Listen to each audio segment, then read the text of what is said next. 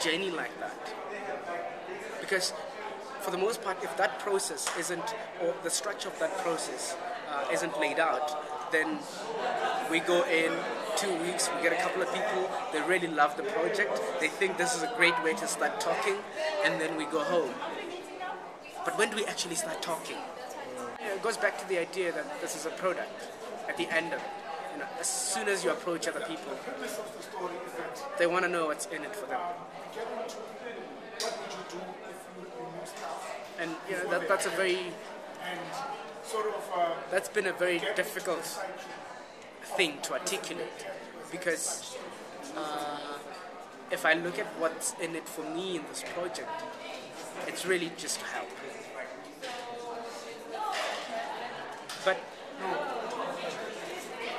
when I come to you, that might not be enough, and so I have to figure out other ways to make it enough.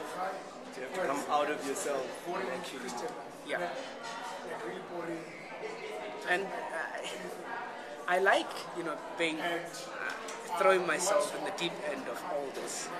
Back and re-engaging literature and the narratives around Marikana.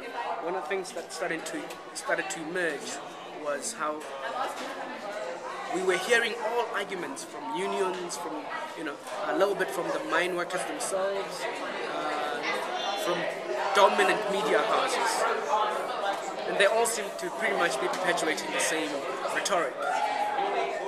And I realized that an event like this, a tragedy like this, is probably going to hurt the kids the most, because it's a ripple effect. And at the time, no one in the media was actually even talking about children. Awareness is really critical. I think that if you're going to engage social issues, you need to already start thinking about, once I've told you and you know and you are aware, what do you do? How do you change? And how do we realize mechanisms as artists going into our society that could sustain